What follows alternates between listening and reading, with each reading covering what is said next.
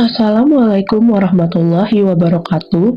Kami dari kelompok 13 mata kuliah Sistem Pembangunan Kesehatan Nasional dan Daerah akan menjelaskan topik terkait subsistem pemberdayaan masyarakat.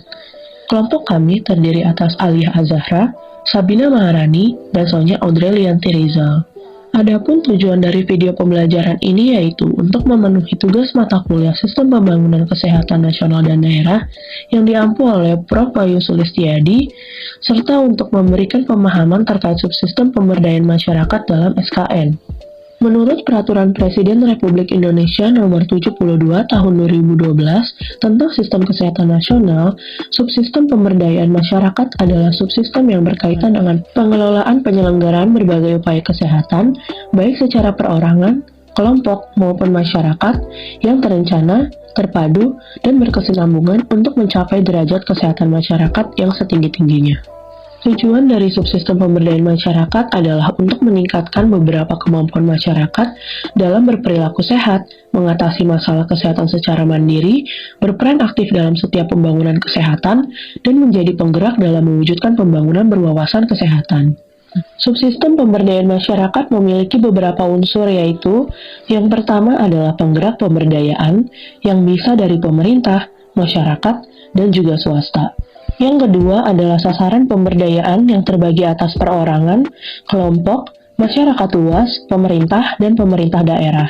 Yang ketiga adalah kegiatan hidup sehat yang menjadi kebiasaan, pola hidup, dan juga budaya di kehidupan bermasyarakat. Yang keempat adalah sumber daya yang berarti potensi yang dimiliki oleh masyarakat, swasta, pemerintah, dan juga pemerintah daerah untuk mendukung penyelenggaraan proses pemberdayaan masyarakat di bidang kesehatan. Terdapat beberapa prinsip dari subsistem pemberdayaan masyarakat. Yang pertama adalah berbasis masyarakat, yang berarti pembangunan kesehatan ini berbasis pada tata nilai perorangan, keluarga, dan juga masyarakat. Yang kedua adalah edukatif dan kemandirian. Edukatif berarti pemberdayaan masyarakat ini mampu menumbuhkan kesadaran, kemauan, dan juga kemampuan masyarakat, sedangkan kemandirian berarti upaya kesehatan berasal dari, oleh, dan juga untuk masyarakat. Yang ketiga adalah kesempatan mengemukakan pendapat dan memilih pelayanan kesehatan yang berkaitan pula dengan pembaharuan, aspirasi, tanggung jawab, kemudahan akses informasi, dan juga pengambilan keputusan. Yang keempat adalah kemitraan dan gotong royong. Kemitraan ini ditunjukkan dengan adanya interaksi antara semua pelaku pembangunan kesehatan, dan semangat gotong royong harus sesuai dengan nilai luhur bangsa. Semuanya akan terlaksana jika kebutuhan masyarakat sudah terpenuhi dengan wajar. Penyelenggaraan subsistem pemberdayaan masyarakat. Terdapat 5 unsur dalam penyelenggaraan subsistem pemberdayaan masyarakat. Yang pertama adalah penggerakan masyarakat, di mana masyarakat memiliki peran krusial dalam penyelenggaraan subsistem ini, karena berperan aktif dalam proses pembangunan kesehatan yang dilakukan mulai dari penelahan situasi masalah kesehatan, penyusunan rencana, penentuan prioritas, pelaksanaan, pemantauan, dan evaluasi upaya kesehatan. Pengorganisasian dalam pemberdayaan merupakan bentuk pemberdayaan masyarakat melalui pendekatan ketatanan, seperti rumah tangga, institusi pendidikan, tempat kerja, tempat umum, dan fasilitas kesehatan lainnya. Alokasi dilakukan pada pemerintah dan lembaga pemerintahan lainnya untuk memperoleh dukungan kebijakan dan sumber daya bagi terwujudnya pembangunan yang berwawasan sehat, dukungan informasi yang memadai, serta metode yang efektif dalam pembangunan pemberdayaan masyarakat. Kemitraan. Kemitraan merupakan kerjasama berbagai pihak dalam mensukseskan penyelenggaraan subsistem. Pihak yang dimaksud antara lain adalah lembaga legislatif, dunia usaha, organisasi kemasyarakatan, perguruan tinggi, dan masyarakat. Peningkatan sumber daya. Penyelenggaraan subsistem pemberdayaan masyarakat perlu didukung dengan sumber daya kesehatan dan sumber daya manusia kesehatan atau SDMK yang memadai, pembiayaan yang cukup, dan dukungan infrastruktur. Diperlukan juga bantuan penggerak masyarakat yang baik seperti fasilitator, komunikator, dan dinamis. Tahapan subsistem pemberdayaan masyarakat. Terdapat 3 tahapan dalam penyelenggaraan subsistem pemberdayaan masyarakat. Yang pertama adalah penetapan SKN. SKN atau Sistem Kesehatan Nasional perlu ditetapkan untuk memperoleh kepastian hukum yang mengikat semua pihak berdasarkan peraturan perundang-undangan yang berlaku. Sosialisasi dan advokasi SKN. SKN perlu disosialisasikan dan diadvokasikan ke seluruh stakeholder, baik stakeholder pemberdayaan kesehatan ataupun stakeholder kesehatan, untuk memperoleh komitmen dan dukungan dari semua pihak. Pengembangan kebijakan kesehatan di daerah.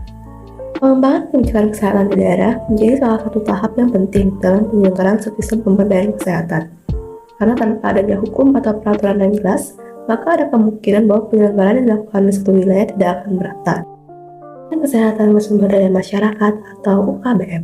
Berdasarkan Peraturan Menteri Kesehatan Republik Indonesia Nomor 8 Tahun 2019 tentang pemberdayaan masyarakat bidang kesehatan, UKBM adalah wahana pemberdayaan masyarakat bidang kesehatan yang dibentuk atas dasar kebutuhan masyarakat, dikelola oleh, dari, untuk, dan bersama masyarakat, dengan pembinaan sektor kesehatan, lintas sektor, dan pemangku kepentingan terkait lainnya.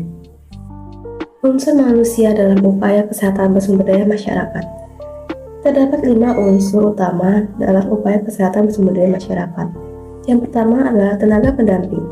Tenaga pendamping bidang kesehatan adalah kelompok masyarakat dengan pengetahuan pada bidang kesehatan yang mengajukan diri atau ditugaskan untuk membantu proses pengambilan keputusan oleh masyarakat dalam mengadopsi inovasi pada bidang kesehatan. Yang kedua adalah kader pemberdayaan masyarakat. Kader pemberdayaan masyarakat bidang kesehatan atau biasa disebut dengan kader kesehatan adalah kelompok masyarakat yang dipilih oleh masyarakat dan dilatih untuk menjadi penggerak bidang kesehatan di dalam masyarakat. Pemerintah pusat. Pemerintah pusat dalam artian ini adalah Presiden Republik Indonesia. Pemerintah daerah. Pemerintah daerah adalah unsur pemimpinan pada tingkat daerah yang memimpin pelaksanaan urusan pemerintahan yang menjadi kewenangan daerah otonom. Menteri.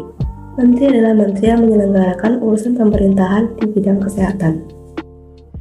Peran Kesmas dalam pemberdayaan masyarakat yaitu sebagai fasilitator yang bertugas untuk melakukan sosialisasi program, perencanaan, pelaksanaan, dan pengelolaan kegiatan secara aktif. 4 tugas fasilitator. Yang pertama, tugas fasilitasi yaitu membangun proses kegiatan masyarakat. Yang kedua, tugas pembelajaran yaitu memberi masukan kepada masyarakat. Yang ketiga, tugas penghubung yaitu membangun relasi dengan berbagai pihak yang ada. Lalu yang keempat, tugas teknis yaitu mengelola langkah-langkah program yang akan dilaksanakan. Terdapat pedoman pemberdayaan masyarakat dalam pencegahan COVID-19 yang bertujuan sebagai panduan bagi pelaksana pemberdayaan masyarakat dalam pencegahan COVID-19 di tingkat RT, RW, ataupun desa.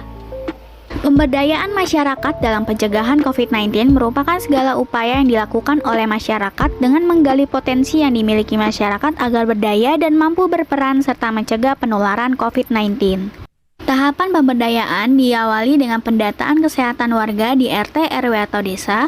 Yang kedua, faktor penyebab penularan COVID-19 dan juga potensi wilayah. Yang ketiga, musyawarah masyarakat di RT, RW, atau desa. Yang keempat, menyusun rencana kegiatan yang akan dilaksanakan. Yang kelima, melaksanakan kegiatan yang telah direncanakan sebelumnya. Lalu yang terakhir, yaitu berlangsungnya kegiatan yang telah direncanakan. Contoh pemberdayaan masyarakat dalam pencegahan COVID-19 yaitu pemberdayaan yang dilakukan di Desa Jungsemi, Kabupaten Kendal, di mana masyarakat Desa Jungsemi dilatih dalam membuat hand sanitizer dan pelindung wajah. Dari materi yang telah disampaikan dapat disimpulkan bahwa pemberdayaan masyarakat akan berjalan secara optimal jika masyarakat berperan sebagai sasaran dan pelaku pembangunan kesehatan.